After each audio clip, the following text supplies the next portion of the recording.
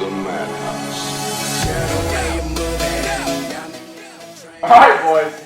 Cheers to episode 5. Cheers to 5. Episode 5. Coors Seltzer. Tequila Hoodies again. Coors Seltzer Black Cherry. Pink Whitney. Grant's making a mess. He'll be here shortly. Shotgun performance, 4 out of 10. Lots of spillage and a bad hole. No, I didn't spill at all. Like, 0. Breaking news. The hole Grant was gives great. himself a 10. No, it was probably 8.5 out of 10 because it wasn't like super fast, but it was really good actually. All right. You're awesome. Today is Monday, February 15th. The time is 8:05 p.m. and Michigan State and Michigan basketball could not be in more different spots right now.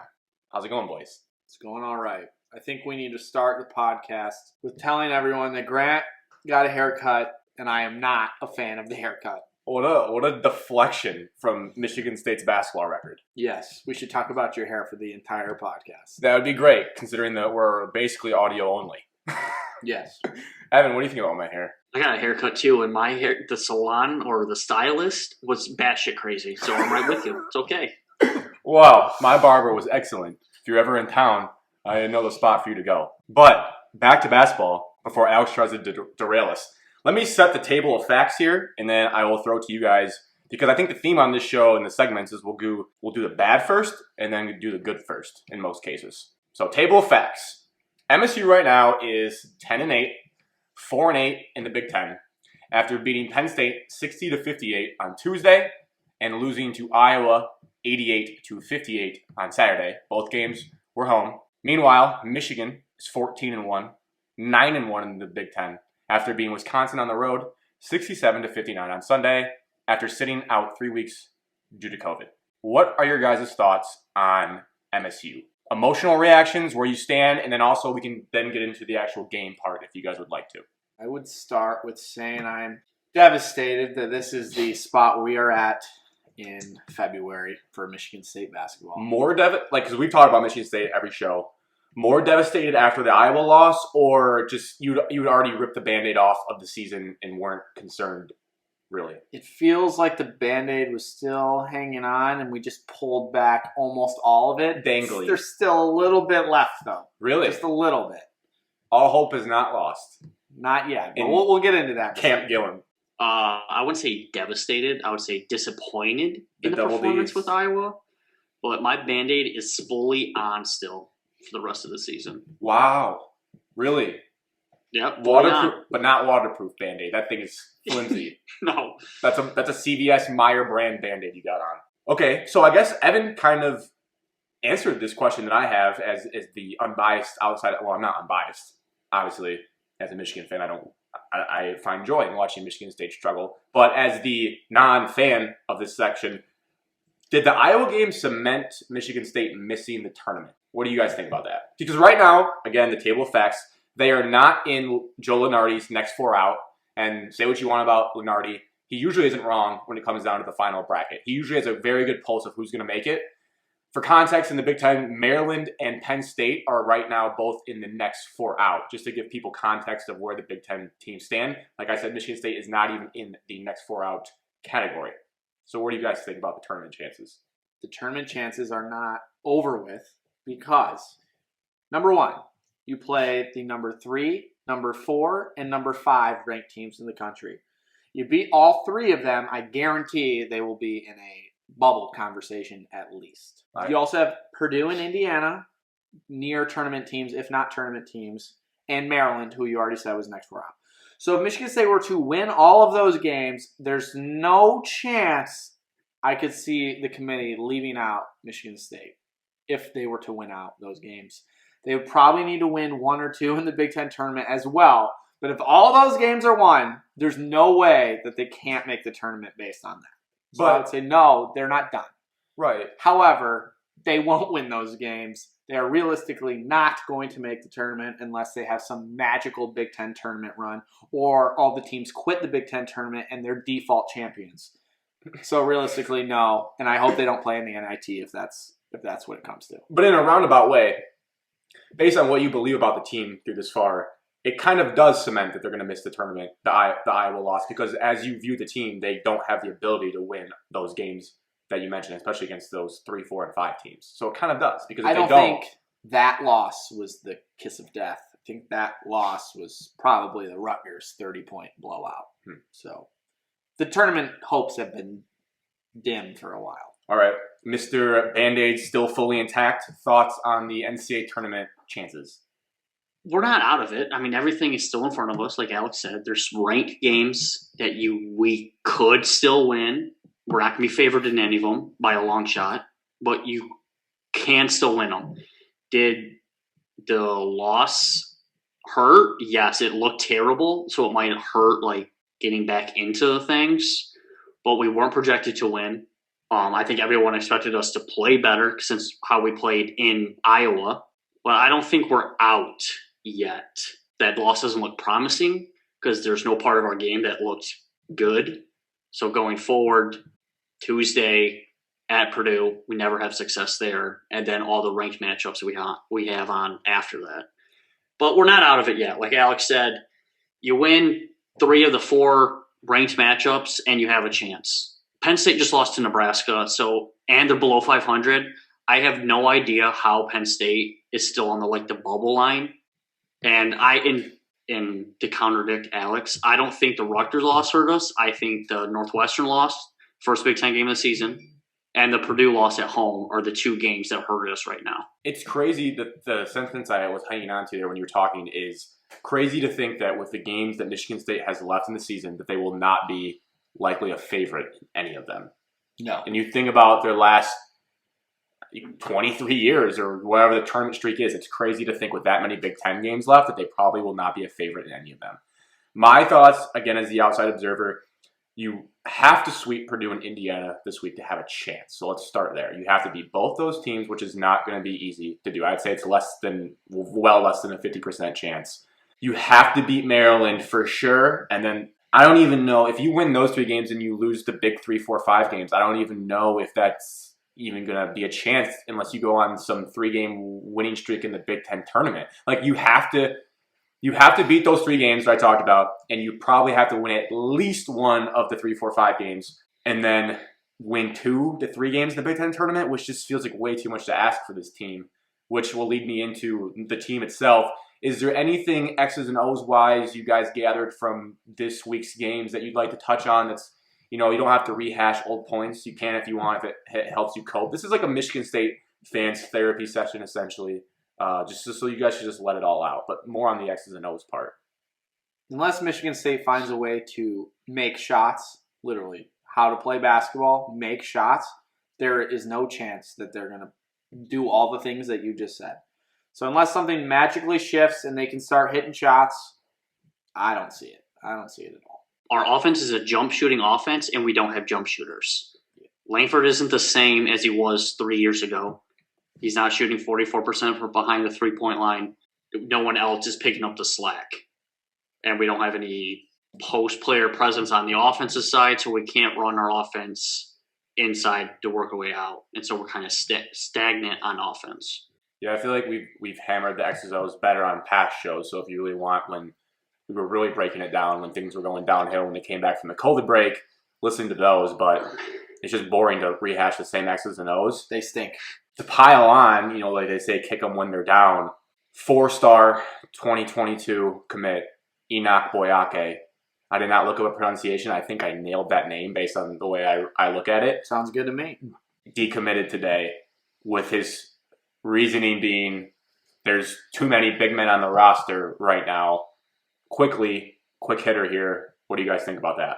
I think, well, for one, I didn't really like his tape to begin with, so I don't think it's some massive flaw. I mean, do we need big guys? Yes. But we have a Matty Sissoko raw talent guy already. I don't want another. Decommitting because there's too many big guys on the roster makes me think he plans to reclassify into 2021. And that would mean Bingham and Kithier are staying around, which I can see why they are, I guess. So, I don't know. I think it's somewhat of a soft reason to not come. Because if you're that good, you should be able to play. But he's a kid and he wants to decide whatever. So, I don't really care. Good luck. That seemed I like mean, it. it's nowadays basketball where kids want to play right away. And hammer in Alex's point, for him saying that there's too many big guys in a roster just says that he's going to reclassify. Because Right. if he was going to stay with 2022, Bingham and Kithier would leave. Yep. And as of right now, that only leaves Marble and Sissoko on roster, so there will only be 3. So it just means that he's reclassifying to 2021. So that means Bingham, Kithier, Marble, Sissoko, and Hall are all in the mix. I see where there's too many people, and Sissoko's not getting the playing time as a freshman, so he might look at that and say, well, that could be me too. And look, if he's a kid that is just trying to play 1 year, then he's probably trying to get as many minutes and as much tape as possible in college, where it's 1 year in college and then go right into the NBA. I think I mean, I'm not going to get upset over a kid decommitting in February and he's a 2022 class and he's 17 years old. I'm not upset. I mean, it might help Michigan State down the long run to maybe find a kid in the transfer portal or find less stars or an under the radar kid. My biggest thing is he was 6'11". The roster right now needs a big center, a 7-footer, somebody that can body down low. And he might then enable that kid, but I'm not upset about it. I understand it. I think one other thing, I saw his schools list. I think Duke and some of the other big blue bloods were mentioned. If he thinks he's going to reclassify into 2021 and play a bunch of minutes there, I would be surprised, because you've seen Michigan State's bigs this year. They're not exactly super skilled. So Right. I'm sure those guys are bringing in 5 stars that are ranked higher than him. The counterpoint to that would be those programs are much more willing to play a freshman out of the gate and take those struggles. Overall, I think, like Evan said, nothing to lose sleep over, but he probably is more like a Sissoko project, but he's taller, probably heavier. I think that would help. And I just think it stinks that the kid is decommitting on the merit that Kithier and Bingham are going to take minutes away from him. I think it'd be much more exciting at least to see him come in and play, and it didn't work out that way. Probably something he should have realized earlier in the commitment process, their loaded roster. But it makes it like you can't fault the kid, like everyone says. You can't fault the kid for it, and it'll be interesting to see where it goes and if he turns out to be good. But it just, like I said, like to make matters worse, that comes out today. There could be underlying things, too, that we don't know about. Or who knows what conversations he's had. Conspiracy theory, But- Alex. Scout Gillen, who's Wish him already the watched best. the tape. Wish him the best. Yeah, if anyone has time, go look up his tape. It's kind of funny. Just like it's earlier in his career, so it's not the most recent. But the competition he was playing against is like laugh out loud funny sometimes. Yeah. All right, so if you guys have any else on Michigan State before we slide to Michigan basketball? Nope. All right, Michigan. I'll start this off about the game, and then we'll transition into the future of the season. Hands down, the most impressive win of the season. More so than the blowouts of Minnesota and Wisconsin, this game was awesome. Watched it start to finish, was screaming on the couch watching it. They were down 14 points moments before the end of the first half at Wisconsin. And I don't care, you guys know as well, Big Ten fans, I don't care that there's no fans there. The Kohl Center, I think, is one of the toughest road environments to play in.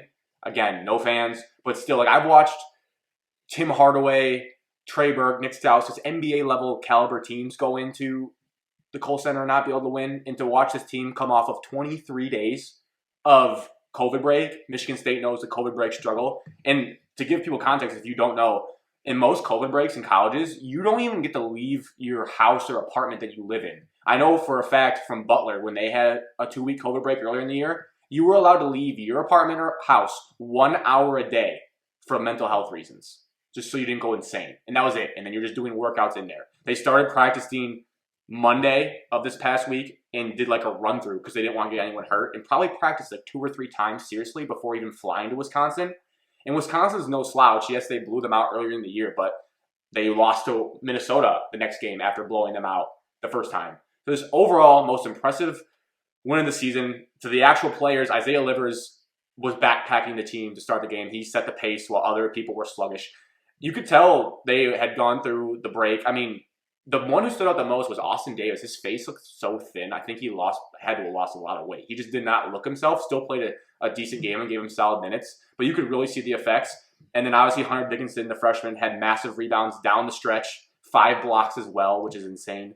That those rebounds down the stretch, though, they led to either putbacks by himself, getting fouled, or kickouts to three-point shooters. One thing I'll end with before I let you guys talk about the game at all is that Wagner may have traveled on the go-ahead bucket that put him up by 4, but that's neither here nor there. I remember watching it, and you could hear Wisconsin. You can hear like players' audio and coach audio very well now with no fans. You could hear the Wisconsin bench yell when he caught the ball at the elbow and may have took 2 steps on his like pivot foot, jabbing left and right. But we'll take that. You're not going to apologize for that. It always feels good to beat Brad Davidson. I think we can all, as a podcast, rally around that. He elbowed Mike Smith in the face with like the most outstretched chicken wing I've ever seen. So felt good to beat them. It's huge for Big Ten standings, which we'll touch on, in the future segment. Like, you need to win that game coming out. You guys have any thoughts on the game? To start, watch the entire game. Like Grant said, going into the Kohl Center, difficult place to play, especially it's something about the CBS 1 o'clock games that if you're on the road, you never feel good about. No. You never do, no matter where they're at. You never feel good about. Not to interrupt you too much, but having Kevin Harlan and Rafferty on your game is amazing. I would agree with that. And then, obviously, like you said, they came out, didn't shoot particularly well, or they were missing like wide open shots. Mm-hmm. But obviously, getting down at 12 at halftime, my first thought was, well, they lost. It'll probably hurt them, but they lost.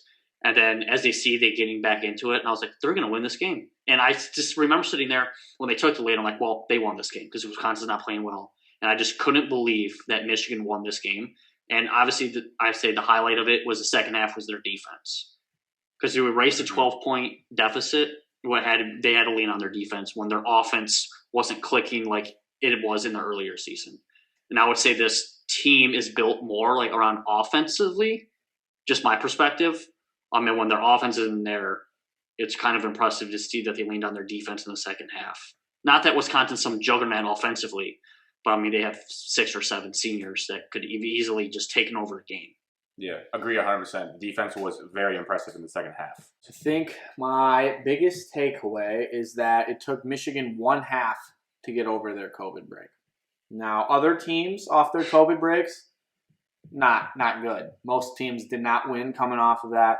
Not only did Michigan win, they went on the road to Wisconsin, a ranked team, a senior-led team. Came back from, 12, 14 points. Very impressive. As a Michigan State fan, it's devastating to see, but I think Michigan definitely proved they're a juggernaut in the Big Ten, and I'd be shocked if they didn't win the Big Ten at this point. They're just too talented, too deep. Juwan Howard, shockingly, is doing a great job, and I'm pretty surprised. I'm not going to lie. I'm surprised. I feel like I'm living in the Matrix right now with both listening to you guys talk about just where the programs are right now. It's not something the Michigan fans have experienced a lot. Usually they're not the front runner during the regular season. They may get hot and win the tournament. That's how they've had success under Beeline. What I will say about Alex's point, and thank you for saying that because I forgot to write it down, is that as someone, not to brag, had a pretty good pulse on this team this year predicting games, I think that the next game, I believe it's going to be Rutgers on Thursday. I don't think they're going to try to sneak any games in. I think that's going to be a letdown spot, and I would not be surprised if they lost that game. I think the second game off the COVID break is potentially when the stamina levels and your legs start to go more. I think you can survive your first game back off of adrenaline because you haven't played in 3 weeks. And as people, the 3 of us have only played high school sports, but adrenaline's a huge factor. And I think that can carry you through a game when you might be a little gassed. And also, they have Ohio State Sunday, so you can't tell me they're going to be looking towards that Ohio State game Sunday before the Thursday game against Rutgers. Rutgers is a trap game. Would not be surprised if they lost it. Would stink to lose because of how tight the Big Ten might finish up regular season. But I wouldn't be surprised, and it's going to be tough to blame them. That's not an excuse. That's not getting out in front. That's just honestly what I think. If they lose Thursday against Rutgers, I would not be surprised because I think the COVID break has to catch up to them at some point. Now, for the future of Michigan basketball this season. As a Michigan fan, I think an outright Big Ten regular season title would be huge for the program. And I've seen some people thinking about how they should play this end of the season. I'm not suggesting they play the 11 games in 22 days, which is what they would have to do to play all their games. That's preposterous. But I would like for them to meet the minimum requirement, whatever that is, to win the Big Ten regular season if they can, because they haven't won an outright title since 2014. Just not something that Michigan does. And I know unfairly in college basketball, you're judged only by how many championships you win. But as Jay Wright, who's probably the coach I may like the most in college basketball, has said, like, over time, the proof of that you're a good program is how many like regular season titles you're winning, because it just shows that you're consistent and you're good throughout the season. But like I said, at the same time, it isn't smart to pack that many games in and risk injury. So it's a very tough spot they're in. I definitely think they'll make up the Illinois game because the Big Ten is going to want them to play every Big Ten team at least once. I know, Evan, you had said, I think, to us that Izzo said that he expects to play Michigan twice. He kind of hinted at it. I don't know if that'll happen, but maybe he knows something we don't. Obviously, he would know more than we would as the head coach of Michigan State. But I'm not banking on that happening. So we'll see. I think they should make up as many games they seem fit. Like you said, I don't see they need to make up all of them. I mean, it would be nice for basketball fans or Big Ten to see Michigan play everybody in the conference. Yeah. I don't see them needing to. I mean, obviously wanting to. Michigan might not want to. I mean, other teams in the Big Ten might want to see them play other teams for the chance to lose or like tie the regular season. But like the scheduling, I mean, if you make up games, you're either playing like 2 days later, so you only have one off day, or you're back to back. But for Michigan's standpoint, my only spot I think they could make up games would be at the end of the season, where they play Michigan State the last game of the year. It's either on a Saturday or Sunday.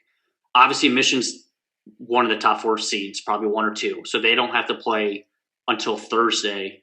No, they don't have to play until Friday of the Big Ten. So they could make up a game like Wednesday versus another like Friday team if the Big Ten like makes them do it for TV purposes. But for Michigan's standpoint, I wouldn't be calling anybody unless the Big Ten's forcing me to. That would be wild that you bring that up. It's a good point. It could happen. If like Michigan and Ohio State or Illinois are playing on the Wednesday while the Big Ten tournament is also going on, like that would just, I mean, that's like classic COVID season 101. Like you just don't see that. Alex, any regular season thoughts? If I'm Michigan, I'm playing my 5 remaining games. I'm adding Illinois, and then that's it. I wouldn't try to push any more. Don't risk injury. You're a 1 seed. It's going to be hard to lose to 1 seed, I think, at this point, unless something drastic happens and they start dropping games left and right. But if I was Michigan, I would just play the remaining 5, reschedule Illinois, because I'm sure the Big Ten's going to want that big money game and the broadcast rights and all that. They're going to want that game. So play that and then be done with it. Don't cram 11 games into 22 days. I think that's asinine. So it is. Don't do that. It is. I don't even think they can. They would have had already planned a game like today or like Tuesday to even cram in that many games.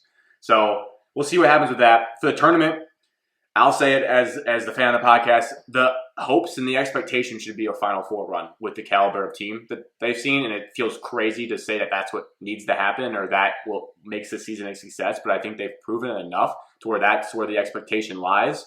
What's the phrase, like heavy lies the crown, or heavy is the head that lies the crown? Like they've shown that they're that good. You gotta go perform in tournament time. And to back it up with stats, even though not the biggest stats podcast, felt nice to go in the weeds on this one. A stat that a lot of people throw around is KenPom and where your rankings are in adjusted offense and defensive efficiency. Now, I don't know how Mr. KenPom comes up with these stats, but they're viewed as very important in the world of college basketball. They even hear KenPom talked about on broadcast like all the time now. So the key factor here is to be top 10 in both of those categories, adjusted offense and defense efficiency. Right now, Michigan is 7-7, and which is interesting. I mean, Evan kind of leaned on it, saying, he sees them as an offensive, more driven team, but also their defense was incredible against Wisconsin's second half. So it kind of shows right there at his point that they're 7-7. They're dead even. So dating back to 2002, which is as far back as KenPom goes, was when he started his website. So that's 18 years between then and now, obviously minus the 2020 season because there was no NCAA tournament. 10 times in those 18 years, the national champion has been top 10 in both of those categories. So over half, the national champion. So that can also help you when you fill out your bracket. You probably want to have a national champion who is top 10 in both. Now, it'd be nice if Michigan was alone in that category this year. They are not. The other 2 teams who share that same trait of being top 10 are Baylor and Gonzaga. What a surprise there. So while like you would love to say, yeah, I think Michigan can win it all, it's ridiculous and irresponsible to say that they can beat Baylor and Gonzaga easily. I mean, I believe I was telling Alex this. I think if Michigan played Baylor and Gonzaga in a 7-game series, they would at least win 1 game. So that gives me hope that if they got to the point in that tournament, they could beat them. Because it's March Madness. Who knows? You could win the game. But it should be said, they are third in KenPom behind those 2 teams. And I would say Gonzaga and Baylor are kind of been in a different tier the whole year of the season. My message to Michigan fans for the tournament is just to enjoy the heck out of this run in this season and soak it all in. Because despite the great recruiting class coming in next year, I mean, this whole team is going to be gone next year. It's a rare experience in my life where, like, the whole team is basically gone next year. So just really soak it in, enjoy it, and hope it lasts as long as possible. Yeah, I miss being good. Yeah. 1 year off stinks. Don't worry, Michigan fans. Michigan State will be back. Don't you worry. And Michigan can carry the state for the year. Yeah, go ahead. I won't root for you. Evan, any thoughts on the tournament? Yeah, I think they should. Their goal should be at least a Final Four. And then based off of where you match up, even though the Final Four, you have a week off to play that game, 6 days to play the Final Four game. It'd be a difficult ask to beat Baylor or Gonzaga. You're going to play one of them. But, I mean, as a 1 seed, you would have to like your tournament run until the Final Four. But it's all about your draw. Like I've said for years, it's all about your draw. You never know who's going to be on your side and what upsets there are going to be. But as a 1 seed, you're going to be favored in almost every single game. So yeah. And great point, Evan. That's just great podcasting, great lead-in to the draw. My last comment before we move on. The draw they had for Michigan to start, unbelievable. Houston, the 2 seed. West Virginia, the 3 seed. Missouri, the 4 seed. Sign me up for that. It was by far the easiest of the 1 seeds. I was astounded. So if that holds true, I'll be giddy. Now, did they almost lose to Houston once upon a time? Yes, but different Houston team. Whatever. Corner of the end zone for Braylon. Up in the air. Touchdown, Michigan! The Spartans win again! The Spartans win again! Let's switch to college football now. And like I said, the theme, the bad before the good. Michigan football is losing the Van Sumeren brothers. Ben Van Sumeren, junior linebacker, who had a whopping 7 tackles this year. I don't mean that disrespectfully, but that's just the stats he had. Alex Van Sumeren, his little brother, which is interesting, little brother. That's a trigger phrase for some people. 4-star 2022. Oh boy. Alex Van Sumeren, 4-star 2022 defensive tackle recruit. Nationally ranked 223, position 16 ranked, and the 4th ranked player in the state of Michigan. My thoughts is his loss hurts more, obviously, than his older brother, because Ben did have to start due to injury sometimes, but again, 7 tackles. I don't think you're losing a ton there. But the little brother of him is tougher, Alex. I mean, tough to lose him. But I will say, it's a good thing that Michigan got a guy named Rayshawn Benny, who can make up for the loss of the D-line talent. And with that, I will take my hands away and let you guys talk about the Van Sumeren, because there's some ties to Michigan State in this situation. Ben Van Sumeren. Benny. Weight room beast. Dude, he's jacked. If you were judged based on how good you are in the weight room, he would be a bona fide 5-star prospect. Yeah. However, you are not. So what I saw is he didn't really fit the system too well. He's like positionless, maybe Jabril-like. No. Not nearly. He's not. He's not. Jabril couldn't cover, though. Please don't forget that. Relax. Anyways. X. He's athletic, but struggles to, find a natural position. The brother, very good. Should be devastated if you're a Michigan fan. But on the Michigan State front, it looks like Ben Van Sumeren's deciding between Michigan State and a couple other schools. Who are the other 2? Do you know? Arizona, Don Brown. That makes sense. And I can't remember the third. Evan, you remember the third? No, but either way, I think Michigan State's going full in on that in hopes of landing the brother as well. So that could be good for Michigan State. So what Michigan loses, Michigan State might gain. So the Rayshawn Benny loss might not hurt as bad if something were to change there. Evan, before you go real quick, I feel like Alex is he's like the resident scout guy on the show. I feel like he always watched the tape or watched the film and already has his Todd McShay mocks of these guys when they're Someone coming has in. to do it. Evan, do you have anything on the Van Sumeren brothers at all? I would say looking at it for the roster right now, Do you I want would say you don't want to see like all these linebackers leave Michigan. And so like Ben Summer, you guys said he kind of is positionless, didn't really fit the scheme, but Michigan's had five linebackers transfer. So is that a depth issue now on the roster? That would be my biggest takeaway. And then obviously, if a kid decommits from you and he's a highly regarded recruit, it never looks good, or you never want it to happen. But it's too early to tell. Similar to the Enoch thing, boy, okay, I'm not losing sleep over it, but it's not great. Yeah. I will say that's a great point, Evan. The linebacker position looks thin. I think this news means that the Penn State transfer linebacker Lance Dixon should be coming soon. That announced he's 100% crystal balled on 24/7. Has ties to Michigan from the jump, like he was the clear favorite to go to Michigan. So I think he's going to be incoming to the team, and that will help. So the good news for the podcast, Michigan State football lands cornerback Chester Kimbrough from the Florida Gators. Now, here's the thing. We're a 24/7 sports podcast, so I cannot call him a 4-star because according to 24/7, he was a 3-star. Not that it really matters. Out of high school, he had 15 tackles and 3 passes defensed in 2 years at Florida. What are you guys' thoughts on him? Chester. I was scrolling through Twitter, and this guy's name was all over it, and I was like, who is this kid? Chester. Started doing a dive in on Twitter, and turns out he was committed to Michigan State, transferring. I watched the tape. From the little tape that I saw, Alex sent me some practice tape. Don't know where he got this. Don McShay. And Deep in the Where weeds. did you get it? Deep in the weeds. Where'd you get it?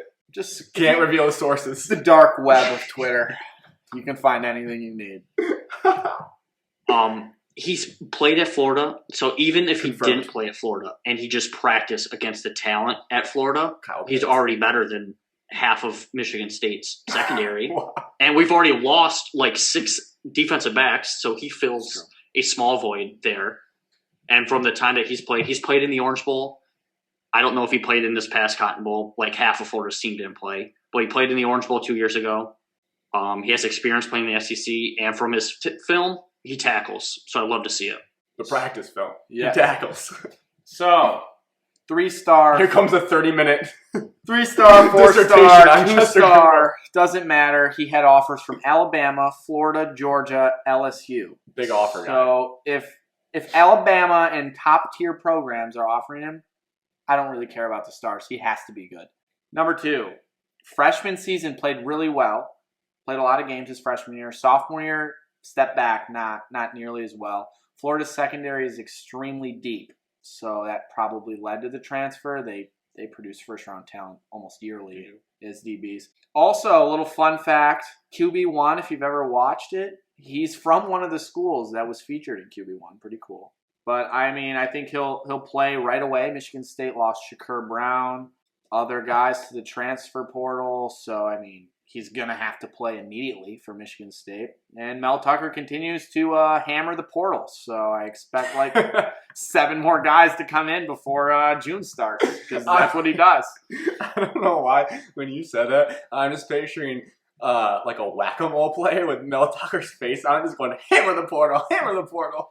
Expect more. Expect Benny Van Sumeren. My thoughts, because I know you guys are dying for them, Really? I basically just said no matter how this Chester fellow turns out, it's good to see for Michigan State fans, Mel Tucker getting guys from southern states. Usually when SEC players transfer out, they go to another SEC school. I think they just love the conference. Like they just stay in that conference because it just means more, as you guys know, in the SEC, as they say.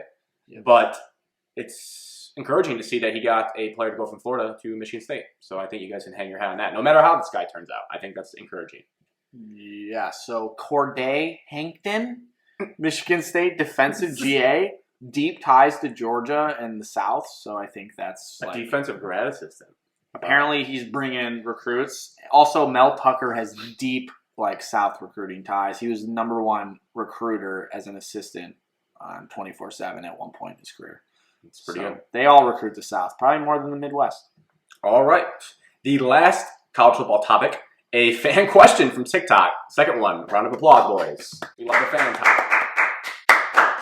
Loud clapper Todd McShay Alex over there. Okay, his username is the.bravo. Just felt like I had to put that in there. I don't know why I did. He wants to know our way too early college football rankings. Now, I don't really want to do top 25, so we're just going to use the top 5 because let's just keep this fast.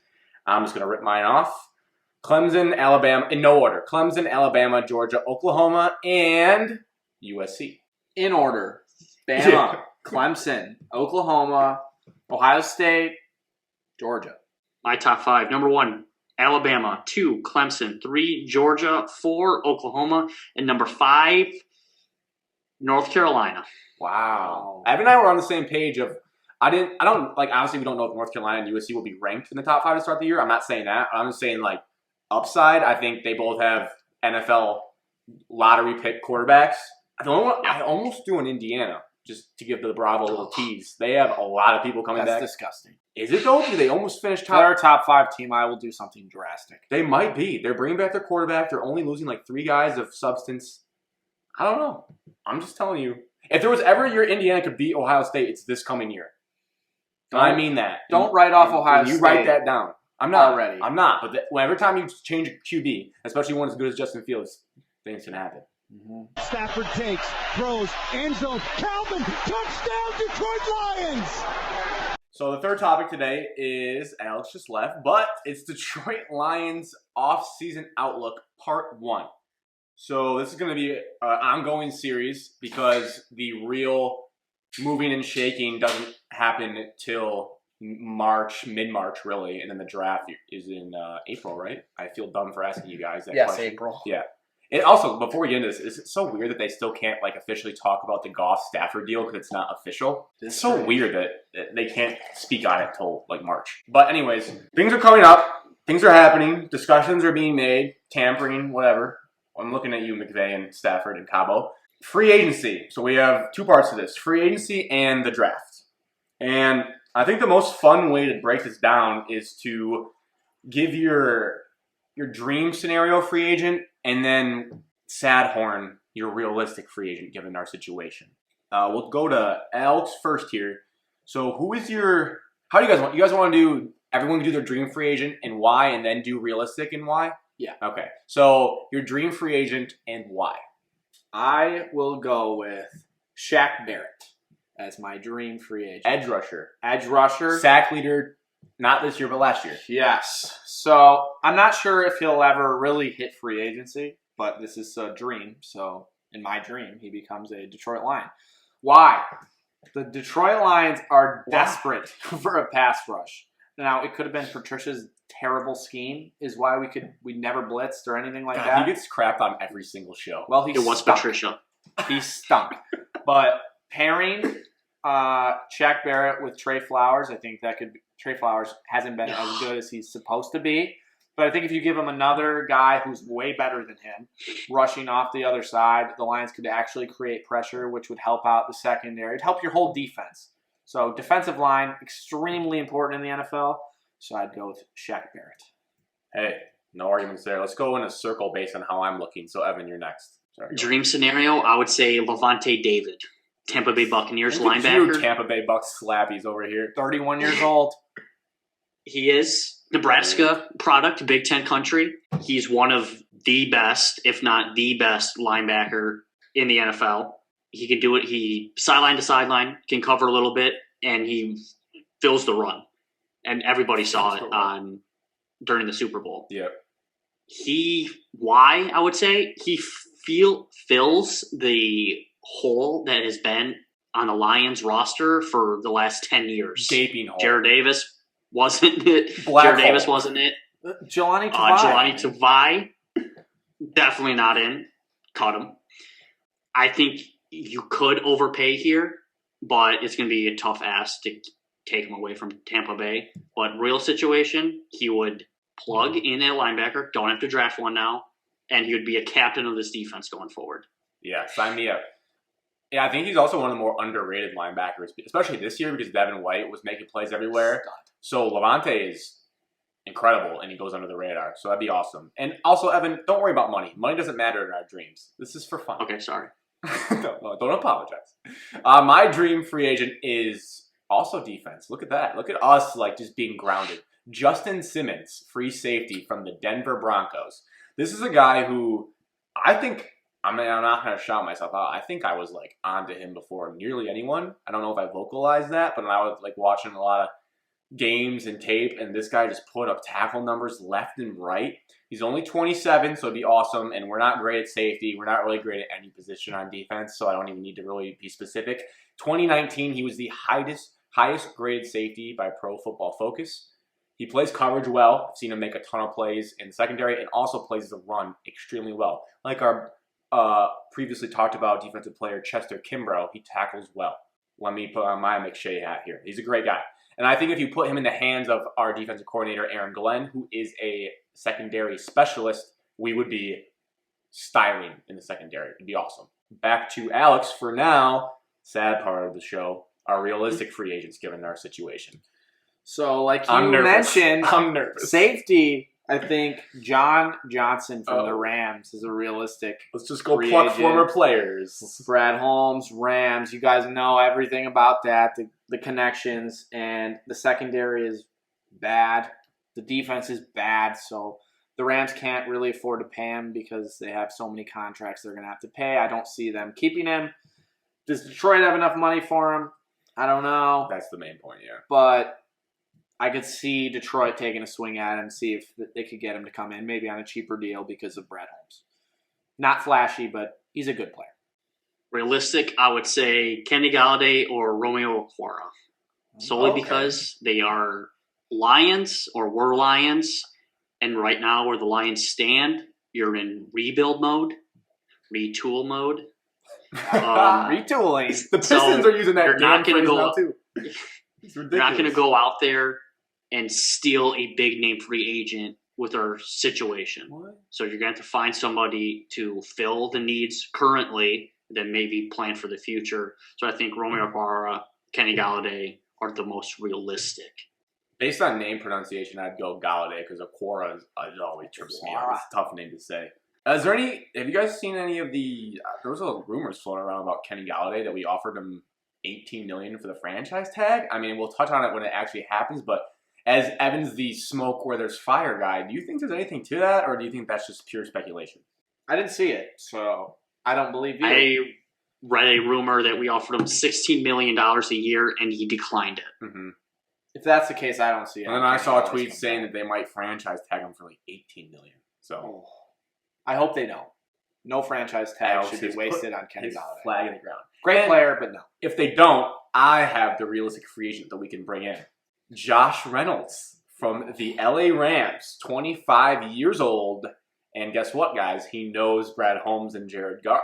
Mm-hmm. So with Galladay and Marvin Jones potentially walking, Marvin Jones might even just walk to LA, people are saying.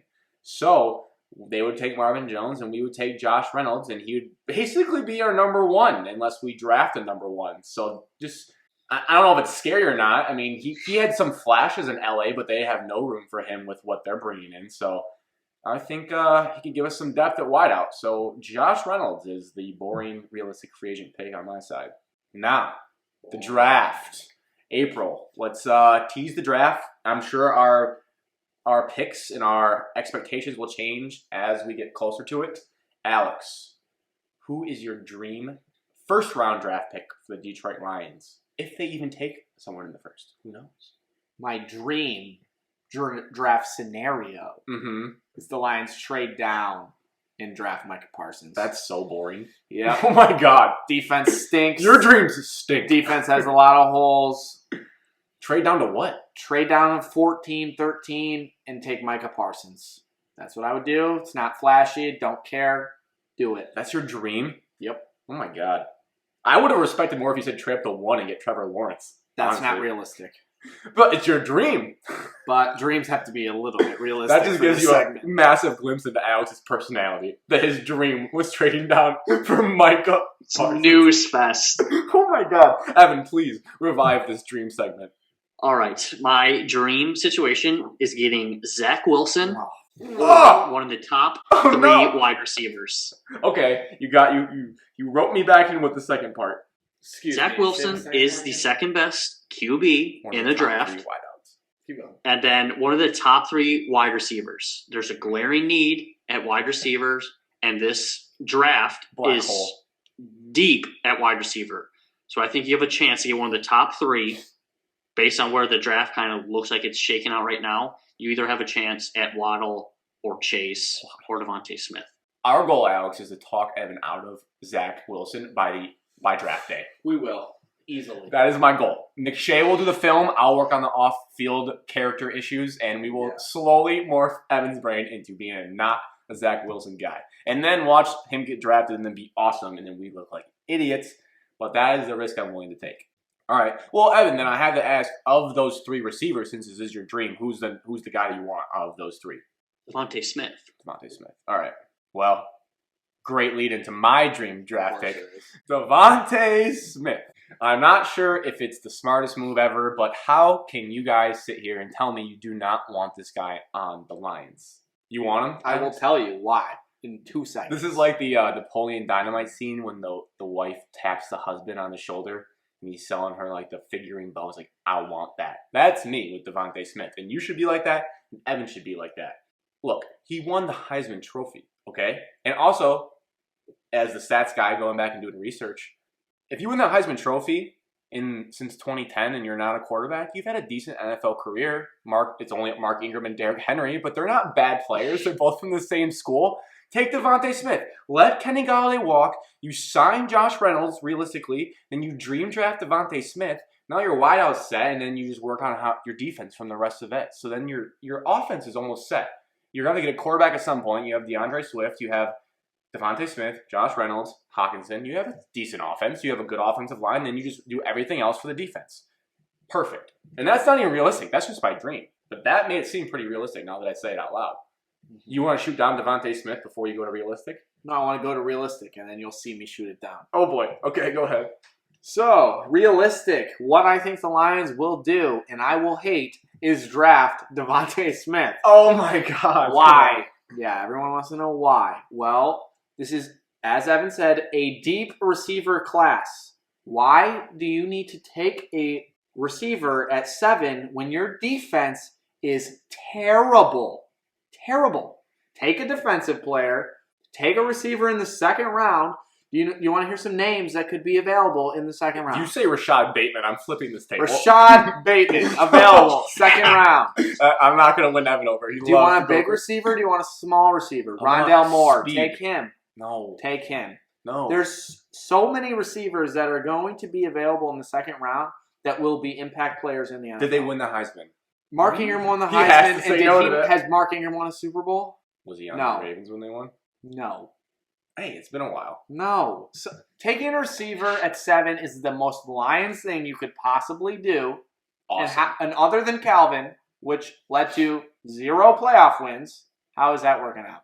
Mike Exciting. Williams. My only rebuttal, because I can't, I'm not going to, I said it's not the smart move, but as Mr. Sell Tickets, Evan, back me up, Mr. Sell Tickets over there, how great does a high-flying offense with Goff to Devontae Smith sell tickets? I mean, that is sold out every single home game watching Devontae Smith run around. You go 5-11 because your defense can't stop anybody. Anybody.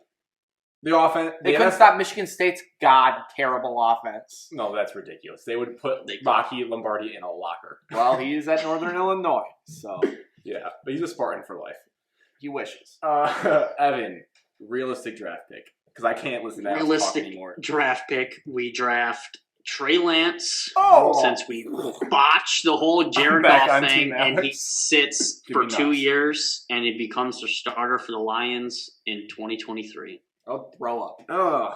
I'll throw up everywhere, and I haven't watched a single second of Trey Lance. A hand up before we let Evan, give his whys, because I said I was going to watch Trey Lance tape like 2 podcasts ago. I still haven't. I mean, at that time, I got to get back to that. So you think it's just he's? Are you saying he's going to be the only quarterback left if we stay put, and then we're just going to take him and then let him develop? There's a chance Justin Fields drops. There's a chance, obviously Trey Lance I think will be there. There's a chance like Mac Jones is around that area. But everything I've been hearing so far from Todd McShay, from ESPN analysts, are thinking that this draft class, like the quarterbacks, are going to go early. So I think Trey Lance and Mac Jones are going to be the only ones there. I think they'll take Trey Lance. He's more mobile. He might kind of fit the whole quarterback scheme now in the NFL. And now where he played at North Dakota State, he can sit 2 years since we have this terrible quarterback for 2 years. Phenomenal quarterback, Jared Goff. Super Bowl appearing quarterback. Pro Bowler, Jared Goff.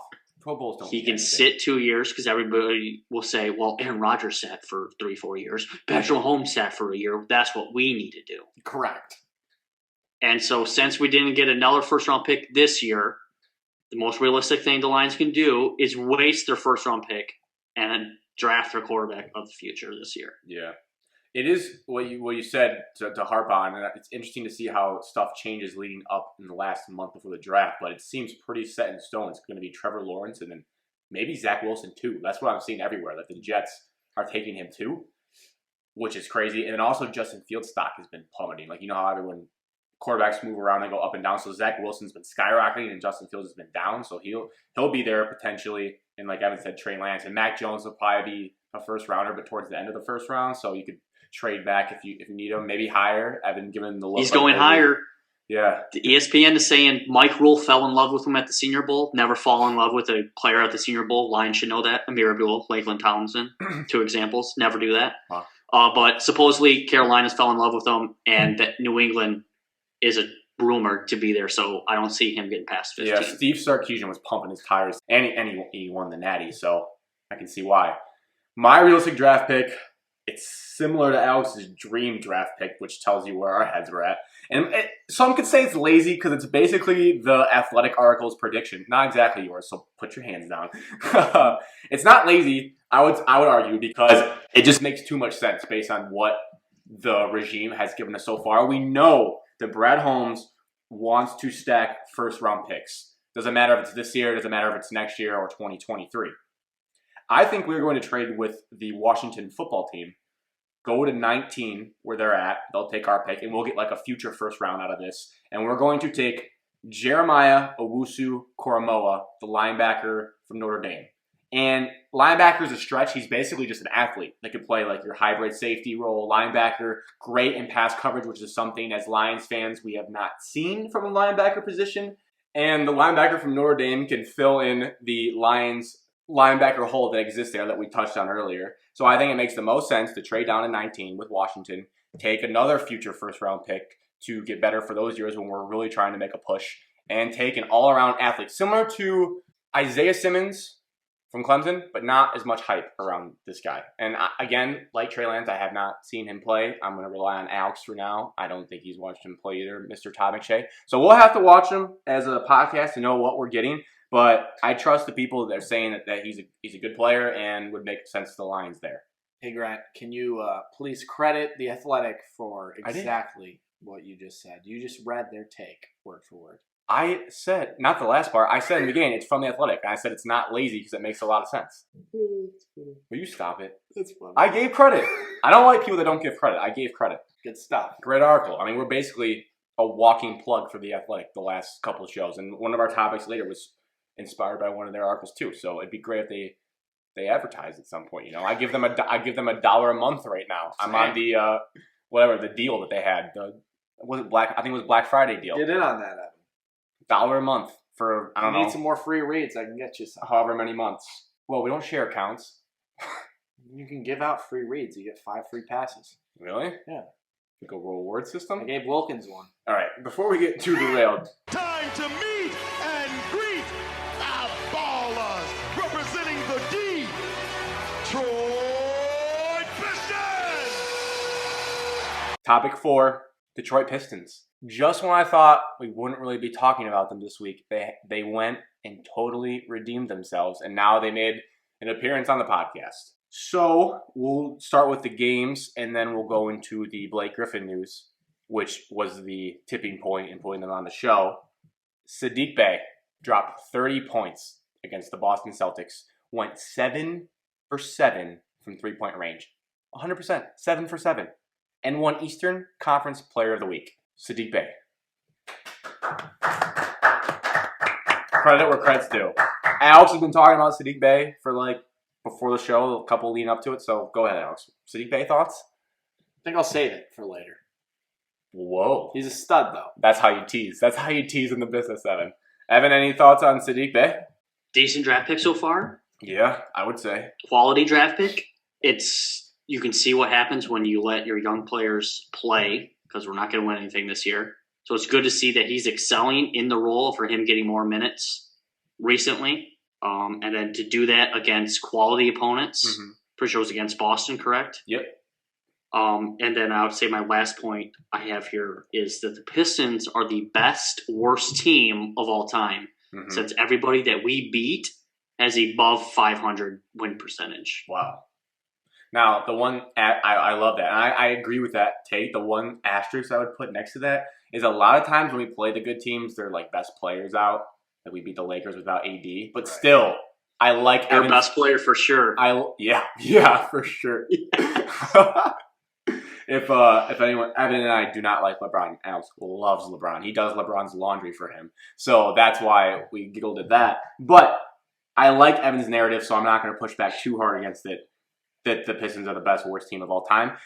Other two people that need shout-outs, DeLon Wright came from, Toronto. I know he played at Toronto. There's probably other teams he played for. The Mavericks, Dwayne Casey guy. He liked him during his time in Toronto. In 4 of his last 5 games, he scored 22, 22, 22, and 17.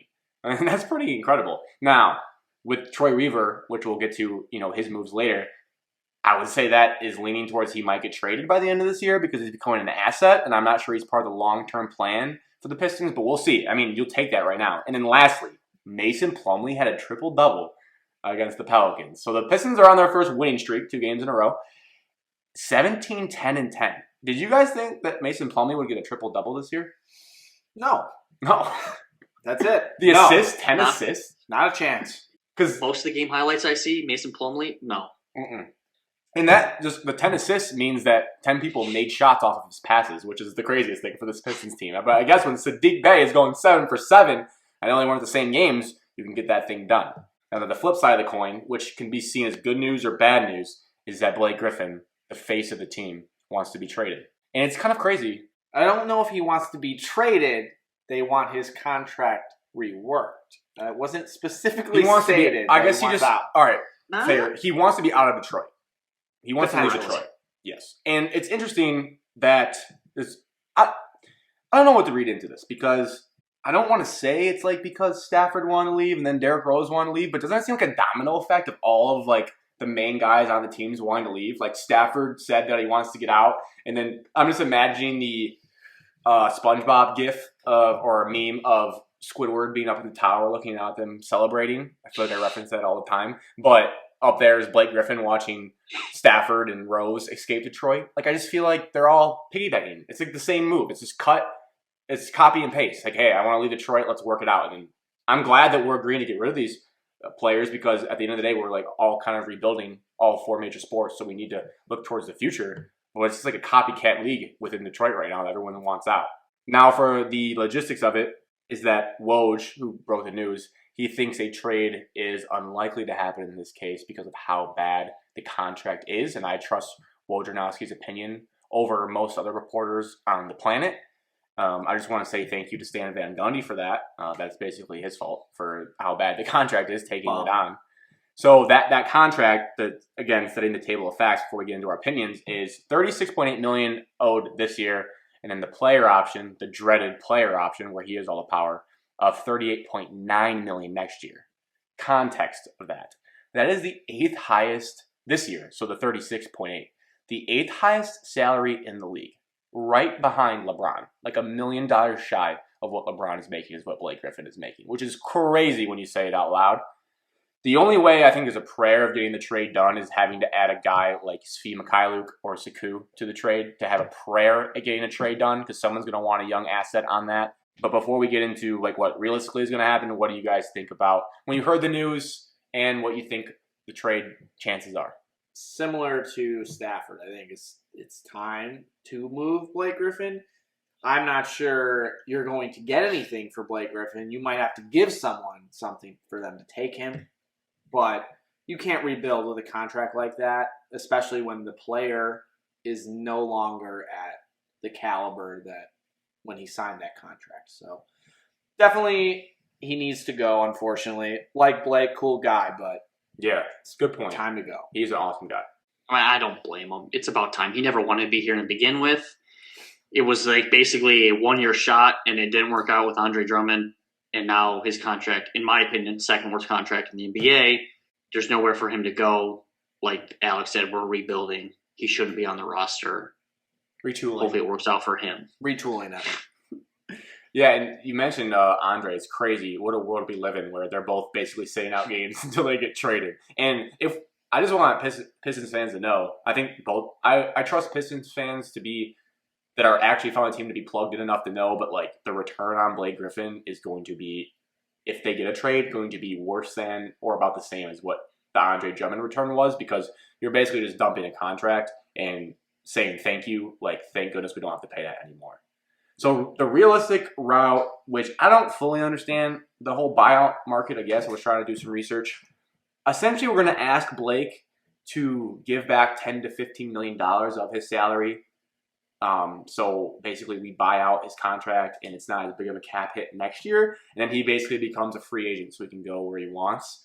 And I don't know enough about the NBA right now to know who would potentially need him. The two names I saw floated around that kind of made sense in my brain were the Lakers could potentially make a push. I don't know what their cap situation is like, but Anthony Davis gets hurt a lot and they could use that position. And then the Celtics have always been looking for a playmaking big man, and they're like basically teams that are going to make a push for this year and go all in. Lakers or Celtics, I could see. You're not getting anything for him, I don't think. So, yeah, I see it. It's probably going to be a buyout, and he will choose his team, and some contender will take him, and hope that he can reach like the ceiling of an old Al Horford. Like, yeah, that's a great comparison. Great stuff, Alex. Yeah, no problem. Woj said there is some interest from teams, and like what you said, Grant, I think it's playoff teams. There's some interest. I don't know who it is. But my biggest takeaway from this happening is just it proves that this entire trade was Tom Gore's doing, and Tom Gore's wanted a superstar on the Pistons, and it just knows that Tom Gore's has no hand in like roster adjustments or roster building anymore, and it's all GM Troy Weaver now. Which is great because... Yes, which is good to see. Pistons fans should definitely trust in Troy Weaver, I think, thus far. Crazy how fast he's moving. Like, there's still like 40 days or so to the trade deadline, and this is already happening now. So there's really, when he knows they're not a part of the future plans, the Derrick Rose trade happened in like less than a week. It was just boom, gone. Like, Love it. He may not get, if he gets a trade out of this where we get anything back, I'll crown him. I'll crown him early. He might be the best GM in Detroit right now. I don't know. But he's making moves, and he's not waiting around. And an interesting note on that was that Dwayne Casey was quoted saying that Saddiq Bey's play accelerated the whole timeline of this deal because they're not the same player at all. Saddiq's a small forward listed. Blake's a power forward listed. But in the positionless NBA, they're kind of they take away from each other's minutes. So it's encouraging to see that they trust Saddiq Bey going forward, and it's more exciting for Pistons fans to watch that. And get excited for the future and to know that they like that draft pick and they're comfortable getting rid of Blake Griffin earlier than they may have thought. So we'll see. I mean, again, like we should wrap the bow on the Pistons talk is that Blake Griffin, great guy. I'll always remember him backpacking us to the 8th seed that we were where we got swept by the Bucks. I guess that's his legacy. But he really did put us put the Pistons on his back for that season. He averaged like 20 points a game, so you can't fault the guy for that.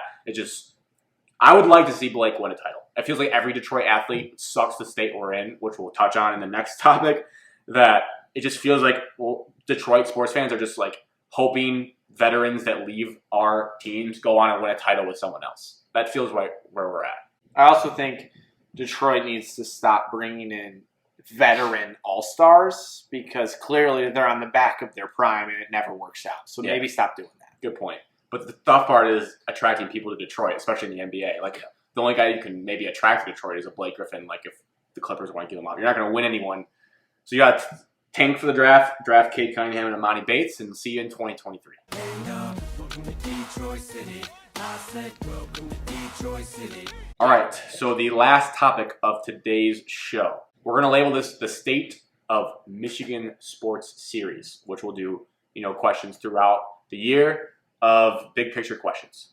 Again, as we touched on earlier, inspired by an athletic article, kind of modified it a little bit with a specific, but again, shout out to them for this thought-provoking article. So my question to you guys is, who is the face of Michigan sports right now? And the way I wanted to word it is a little different than how they did it. If you were to pick up a magazine cover, I'm not sure anyone reads those anymore. I remember back in the day, like in middle school and high school, you could subscribe to magazines. I'd always pick the ESPN one. If you were to pick up a magazine cover from the grocery store and it was about Michigan sports, who's on the cover for that? Probably the toughest question we've had this whole 5 episodes in. Alex, you want to start us? Sure. So I took this question 2 ways. I did. Okay. Don't hurt me. I chose an athlete and then I chose a non-athlete. Okay. Now, The question was vague for a reason. I also bent the rules a little bit on my non-athlete because if I was just going to have a Sports Illustrated cover of a non-athlete in Detroit that is the face, I would put a picture of Brad Holmes, Troy Weaver, and Steve Yzerman. Wow. Those would be the guys that sorry, Al Avila. Yeah, no, absolutely. You just... Get them out. I can't really trust you. You haven't proven otherwise yet. But the other 3, they're all new. They're all doing things that I think we can get behind. And ultimately, they're going to change the direction of these franchises. So I think those are the guys that I would look at for the face of Detroit. And then athlete, it's really hard because there's not much going on, honestly. But I went with Saddiq Bey. Is it recency bias? Yes. Maybe. Yes. But when he plays over 20 minutes, Okay. he is proving to be very good. Played 26 minutes against the Suns, 14 points. 21 minutes against the Nets, a great team, 15 points, 6 of 6, 3 for 3 from 3. We already talked about it. Celtics, 27 minutes, 30 points. 38 minutes against the Pelicans, 16 points. So when he's playing minutes, he's showing he can score. He's rebounding a little bit too. And he's only going to start playing more minutes now that Blake Griffin's gone. And I think it's a steal of the first round. He could end up being a very, very good player. Is it a little sad that I have to pick a mid-first round guy that's played 20 games? Yes. Yes, but hopefully it turns out really well. The only thing I love Saddiq Bey already. The only thing I'll push back where that's just a terrible take is Saddiq Bey is the most boring person potentially of the major 4 sports that we have. It is. No disrespect, I love that. He's just about his business. I just don't see how you put that guy on the cover. If anything, you'd put Isaiah Stewart on the cover because he has some personality and some Ben Wallace vibes. some theatrics in the game, getting Giannis's face. So that's tough from that perspective. I'm not sure a marketing agency would love Saddiq Bey on the cover of anything right now. But it just, again, like you said, shows how potentially bad Detroit sports are right now. Not potentially, they are. We're not here for marketing. We're here for winning and strong performances. We're not here to sell tickets. You sound like Anthony. We're here to win. You sound like Anthony Lynn in his opening. Saddiq Bey it's about wins. is going to do that. Coming from the sell tickets guy. Because of our GMs. I do like that 3 GMs cover. But it was Okay, cheap. so face of the state of Michigan. I'm most excited for Evans.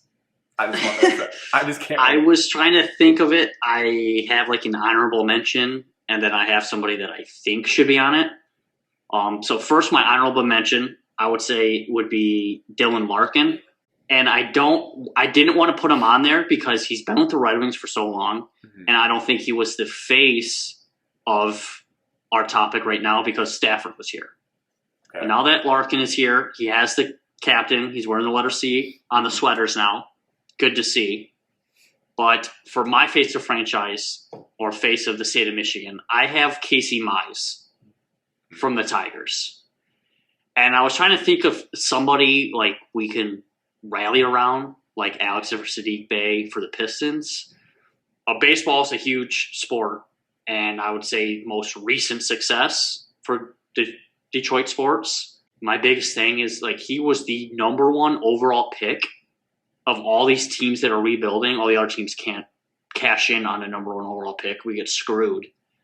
So he is the face because, as we see in baseball, if good pitching beats good hitting in the playoffs, he would be the face of what could be this young core starting rotation. Yep. Coming out of the draft, he had the best pitch overall. His sinker ball changeup is supposedly the best pitch of the draft. We saw him a little bit last year. Granted, the Tigers were absolutely terrible, they didn't help him. He had, I would say, he had 26 strikeouts and 28 innings pitched. Not a lot, but it's almost 1 an inning. And I remember watching his opening day start. It was one of the most anticipated opening day starts we've seen from the Tigers in a very long time. I mean, we've had some rookies come up and play for us, but nothing that we were waiting for. I think the last person we were waiting for was Castellanos. But before that, I would say Casey Mize.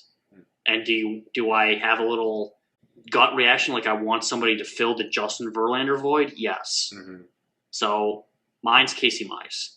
Yeah, I think it's a good point. It's not a name that I even really considered. I did have them kind of all as a group, the prospects, but I think Evan's point's valid because whenever there's been a dominant pitcher in Detroit, you definitely see a lot of people looking forward to their 5th day when they're pitching. It was Happy Verlander Day, Happy Fulmer Day, even Happy Boyd Day, when Boyd was good for a season.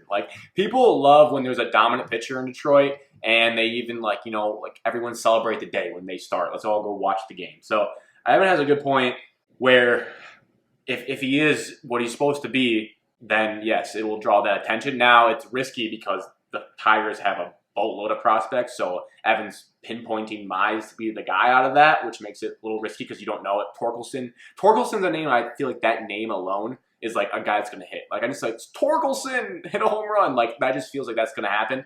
Everyone loves Riley Green, so there's a lot of prospects in the Detroit Tigers system that could hit. Evan's pinpointing Mize as the guy, and I think it's valid because the pitcher really is a very important position, and people rally around that. Mine, without further ado, I just want to watch Evan's gut reaction to this. Right now, as crazy as it sounds, I think Dan Campbell is the face of Michigan sports. I really do. I really do. And my defense of it is that, yes, is he brand new to town? Yes, he is. But we all can agree, you like him or not, that he captured national attention with his opening press conference. Every eyeball in the NFL world was on Detroit with that press conference. Local fans overwhelmingly loved it. They loved that he connected with the city. They loved his, bite the kneecaps type slogan. National onlookers, did they view it? They viewed it not as well. They viewed it as, oh, that's classic Detroit. It's a bad franchise continue. They hired a joke of a head coach. But it has people talking about Detroit, whether you don't like it or you like it. And I think he is the poster guy right now in Detroit sports, which, again, I want to reiterate, tells you how bad it is for Detroit sports right now. It's so sad, this topic. My first thought was a farewell magazine cover of Miguel Cabrera, of the most prolific, because he is the most prolific athlete on any of the 4 teams. He's done the most. He had a triple crown. If you were really making the magazine cover, if you're going farewell version, it's Miguel Cabrera. He is by far the most accomplished athlete in Detroit, which is sad because he's awesome, but he's just on the way out. Now, if you're doing the future, I think it has to be Dan Campbell, which is, again, sad, but I think he's made headwaves splash in his first week on the job that he'd be on the magazine cover. And I don't know how it'll work out. Is it bad I forgot Miguel Cabrera was on the Tigers? Because potentially. That's how not good he has been. I forgot he was playing for Detroit. He was our 9-hitter for some of last season. Get a single and start at the top of the order. I think now, for the brighter side of athletes, honorable mentions, I think, depending on next season, I couldn't put them on yet because they haven't proven enough, but obviously football is the most, I would say not ride or die, because Red Wings are ride or die, those fans are rabid, but I think most watched and tuned into casually is the Lions. So I think DeAndre Swift could make a case if he has an incredible season next year. And honestly, as crazy as Evan would think, if Jared Goff plays well next year, he will be. If they challenge for the playoffs, or God forbid, make the playoffs, he is the face of Detroit sports. Your quarterback is the easiest barrier of entry to being the face. The quarterback is so easy. And then I also had Tigers pitching staff, like Evan said, prospects would be great if they could take the lead. You said Iserman. I had Larkin and Sadiq Bey as well. So we're all thinking around the same path. But it's bleak right now, and I think it shows in who we had to select. But the future could be bright. You never know. That was like the least enthusiastic. There's a lot of change going on, and with change, sometimes there's good and bad. But let's hope for a lot of good. Anyways, let's wrap up this show. First thing, you can go ahead, clap your hands, Alex. Clap your hands. All right, first thing is to plug our social accounts, which they are Twitter, Facebook, Instagram is at ShotOfMS. TikTok is at Shot of Michigan Sports. Those are great places to interact with us, comments, questions you have. It's a great place to see all the clips we post from the week. Our email is shotofmichigansports@gmail.com. It's the best place to ask us a question for the show. Write out what you want us to answer on the show. As you saw, we've done a listener one on back-to-back episodes, so we will answer them. And then lastly, where you can listen to this show on Apple Podcasts, Spotify, or YouTube right now. And depending on the platform, we'd love it if you guys rated the podcast, reviewed the podcast, or subscribe to whatever platform you are on. And again, to reiterate, please submit any questions or thoughts you have for the show, because it helps us plan it out and it increases interaction. So with that being said, cheers to episode 5. Cheers to Jared Goff. Again? I love Jared Goff. I haven't no cheers from you. Cheers to not Jared Goff. All right, cheers to that.